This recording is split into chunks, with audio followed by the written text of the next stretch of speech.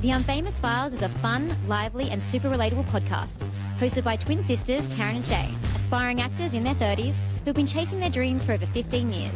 While we're all about the journey in the performing arts and dreaming big, we know life's ups and downs are universal. Whether you're passion-driven, juggling side gigs or dealing with setbacks. Our honest chats, silly stories and bursts of motivation are here to remind you success isn't just about fame. It's about staying true to what fuels your fire no matter where you're at in life. We're here to inspire, laugh and keep it real with you guys every step of the way.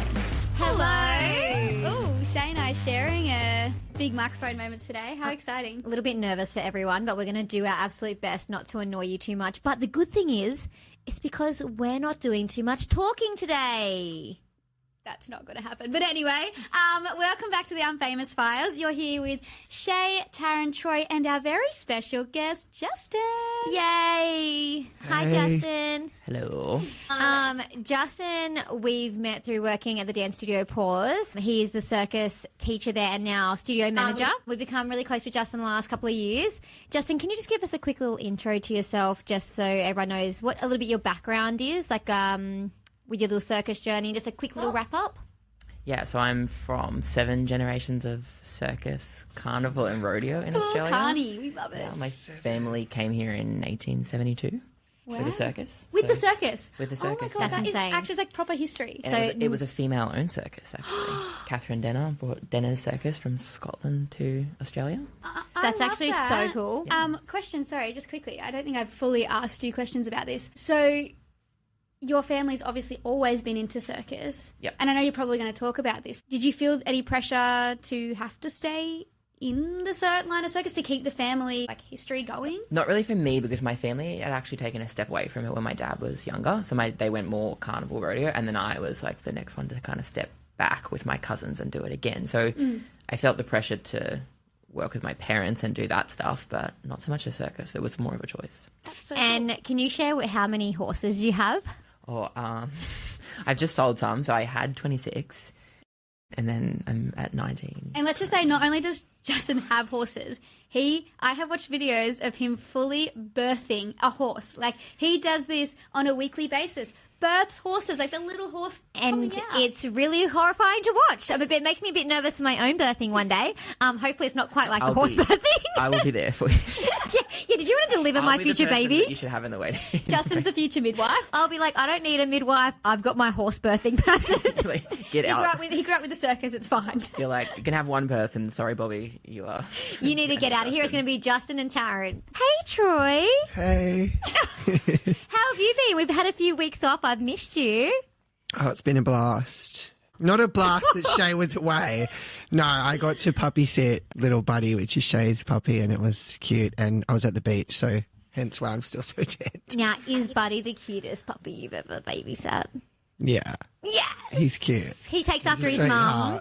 Okay, we all love Buddy. But today we wanted to talk a little bit about the reason we thought it was such a great idea to have Justin on and also have Troy in the conversation is we kind of wanted to talk about within the industry and in life in general, adversity and overcoming adversity and just staying authentic to yourself. Because I feel like two people in our life in general is probably Troy and Justin that we feel have really stayed true to themselves, and they're both amazing people. And I would love, Shae, I'm talking loud enough people can hear. You don't have to keep pointing to the microphone. Hey, you can hear from here. This will be perfectly It's fine. We it's a promise. microphone. You don't have to point at No, the microphone. we for don't the have to be next like, minute. hello everyone, how are you? But before we kind of take it over for these two guys to kind of answer a lot of the questions and take on a lot of this podcast episode, something that I feel like obviously in any kind of performing arts and acting and everything, you do face a lot of adversity. Nothing on the scale that these guys would have had to face, for sure. But, I feel like I just want to jump in and have my own moment as well. Oh, of course she does. So, for me, I would say one of the hardest times with, obviously, apart from, people thinking that wanting to pursue acting and stuff like that's a bit of a lol joke, just 30 and it hasn't happened. 33 next week. The biggest, I think, one of the hardest, Taryn, I don't know if you agree, but I think one of the hardest adversities that sometimes we face is with family. No, I love my family and we're so close with my family, and I wouldn't say that this is necessarily from my immediate family, but probably from a little bit extension. Sometimes feeling like they think okay, when are you moving on from this? Yeah. Like, it's always like, oh, yeah, you're still doing that. Good for you, still trying that. And it's like, oh, you hear it, that kind of tone every day from people, like all the time. Anyone. Sometimes I feel like I hate when people... Sometimes I feel like I hate when people ask me what I do for a living, and I get so nervous to say what I really want to be doing, which is that I'm an actor. And because they're going to go the amount of times I get when I'm introducing myself to someone, so I'll usually say every single one of my other jobs and then say, and I also do some acting, because otherwise they go, oh, really? What have you been in? And it's like, well, you do some guest roles and some short films, and I'm writing something at the back. Like, it's always like you feel, I take on that judgment myself, and I feel like I'm, not being true to myself by not really saying what I'm passionate about and telling people. 100%. And yeah, and I think that's the thing. You hit it from every kind of person you meet, and then at times at family gatherings like Christmas and stuff like that, you're like, they're asking, what are you doing right now for that? And it's like, well, it's been a really hard year for the industry. Yeah. And in saying that, just thinking about Justin... and Troy, this is for both of you, but Justin in particular, you watch so many movies and so many people paint and stereotype carnies very specifically. Yeah. How was that growing up? Did you feel like you got a lot of backlash from people when you told them you worked in the circus, when your parents are carnies, when, is it that stereotypical, or you feel like, no, we're not actually like how people paint us, or I hate that people paint us that way, like, because people, not being mean or anything, but people sometimes stereotype it as like freaks, let's say. Yeah. How have you gone growing up with that sort of stereotype being held over your head when you tell people what you do and where your family comes from? Yeah, that was a really big one. We went to public school when I was in primary school with my auntie and uncle. I lived with them, and we would go on holidays with my parents and different family members to circuses and rodeos and stuff, and he would always come back and they would be like it was the carny comments and the you smell comments and whatever, and it's like so crazy, but some of the most wealthy people that I actually know are people that own carnival rides, like the rides at Sydney Show and stuff like that. They live in these like mega mansions in Melbourne and own apartment buildings. Wow, and I would never really even think that. you I'm never going to get buy a carnival ride. I know, we're in the wrong business. like they can take like millions of dollars at Sydney Show. Like, that's insane. It's so cool. Across how many things they would own. Like Pickett's are a huge family there, and they really good at investing in property, and they own like car park buildings and like these things. So they're not constantly... actually these, dumb people that you think, they didn't go to school, they just ran away with the circus. They're actually smart. Yeah. And my caravan that I lived in, like the last one I lived in, like I paid $60,000 for it, but that was like, it was like more like specced out than some apartments. Like I had a dishwasher, dryer, washing machine. Oh my God, that's so fully bougie. functioning toilet, shower. Like it was like 32 foot long. Had my God. My caravan had 3 TVs in it, like randomly, like one in the lounge room, one in the kitchen, one in the bedroom. Like it's actually like the total opposite. Yeah. When we were kids, my family were pretty poor. My parents worked really hard, and my dad I'm from a really big family, and my dad and his brothers, when their father died, all owned everything together, and my dad sort of separated himself from his brothers and had to go out on his own. And when you are from those big families, the rule is if you leave, you take nothing with you. You don't get to take anything. So it's like the family owns it. So when my dad went on his own, he had to buy everything himself and start again. It was the same when I left left home when I was 17. My parents were like, you get to take nothing. So I left home, moved to Weber's Circus, and, the last $400 I owned, like, paid for my plane ticket to move with Weber's. Me and my dad were beefing at that time, and my dad wouldn't even let me use their computer to buy my plane ticket. Like, do you think, like, though, that mindset that your parents has shaped you to be now the person that you are today? Do you think if they didn't do that, you wouldn't be who you are? Like, talking about being your authentic self, do you think that those decisions, as harsh as they seem at the time, and it's a part of obviously their tradition, do you still resent them for that, or are you like, thank you help? Do you think thank you for doing that because I'm now a stronger person, I am now a more successful person because of all that? No, they instilled a massive work ethic in me, and I, like, when I moved and went with Weber's, I hit the ground running, and I knew I had to work and save and do the things I want to do, and we weren't allowed to, like, mess around as kids. Like, we started working really young. My dad had, like, I don't know if you guys know this, my dad had a massive head injury when I was 13. He got hit in the head with a metal bar at a riot at a carnival, and he was in a coma for like 6 months, and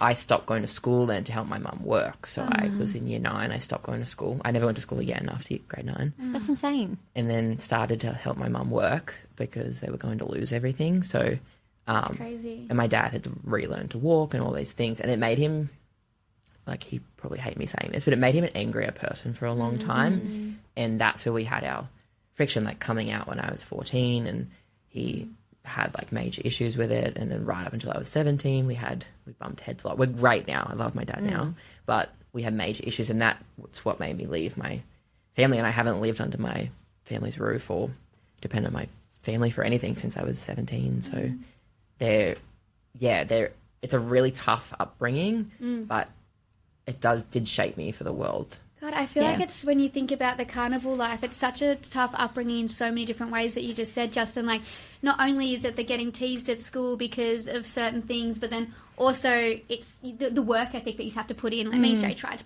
help Justin put up a circus apparatus once, and it was so hard. And Justin's like, I used to have to do this for an entire circus by myself. I don't have the upper body strength for that, for sure. Now, I'd be interested to ask you this in a second, Justin, because I know that, like, I'm going to go across to Troy. Like, I know for the dance industry, I'm not sure if it's the same for the circus, but I know for the dance industry, it's always been, like, unusual sometimes to put it for boys to dance, and same thing, stereotyped and everything, especially growing up in the western suburbs. And I feel like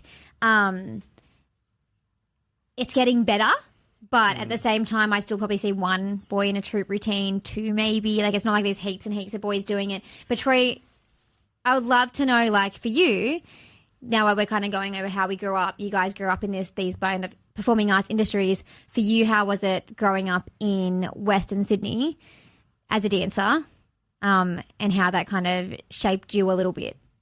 I guess Western Sydney, like, dance was my safe space compared to obviously school and outside life. Like, you know, you have school people who know you dance, and they're like, you know, they say all the things, you know what I mean? And funny enough, like, I had girlfriends all the way up till, like, 19. I know. So, you know, Troy. We used to have crushes. So, like, you know, my last girlfriend was literally when I was 18 going into 19.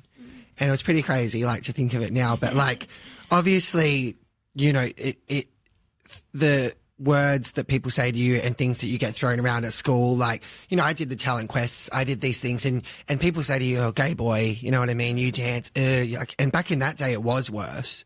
You know, the boys are so lucky these days because they're social media, and it's so accepted. There's like, gay marriage is, you know, it's legal now, you know what I mean? So back then you kind of, you know, like, it was a lot harder to take that. And these days they educate kids much younger 100%. on all of this kind of stuff as well. Yeah. So, like, it would be a little bit Totally. easier for kids growing up now. Do you feel like that you held back and had those girlfriends for longer because of where you grew up?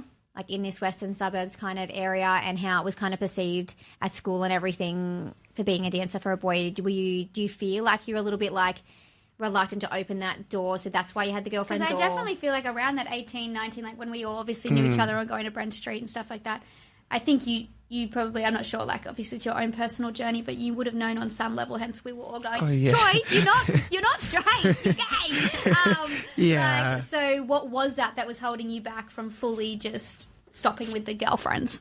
I think what Shae said is, in, like, you know, you try and, you know, be the person that people kind of want you to be rather than be who you want to be, you know what I mean, fully, and that kind of thing. Probably was more to show, like, to try and prove to people, oh yeah, I'm not gay, like, everyone's like, you're gay, you're this, you're that, you know what I mean? But then at the same time, like, I do think there were times when I was, you know, in my older teen years where I would be like, oh, what if I experiment, or what if I try that and see what happens? But I guess that held me back because I'm like, but then what if someone knew that? You know what I mean? What if one of my friends finds out that maybe I kissed a boy to see what happened?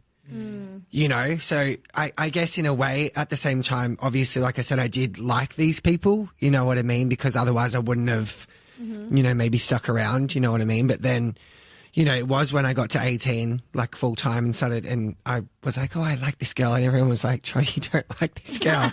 Like it was so presumptuous of all it was of us. that, and I would say it all the time. I'd be like, oh, I'm crushing on that person. I like that girl, and everyone was like, no, and then it was like boyfriend. Like I think I had like 4 boyfriends in that year, and it was crazy. Was there, for both of you, I would be interested to know, like, was there, coming from obviously the hard upbringing for both of you at school in both performing arts sort of industries, when was there a specific turning point that you felt accepted, or that you felt like I could start being myself? Do you have a particular memory that maybe you can think of, or do you think it was more just the more you were exposed to your community it made you feel safe? I don't know, Justin, how many gay people there are in the carnival community. I know obviously dance, it's a lot more celebrated. I'd love to know if either you had a particular point where you started to feel like, okay, I'm overcoming that adversity now, I'm feeling like myself, and because you're both, like I said at the beginning of the podcast, very much your own people now, and how that sort of came about. I think I was like, even from early teens, I was pretty authentic. And this is where me and my dad bumped heads. I was probably still like closeted in a way where I was nervous to...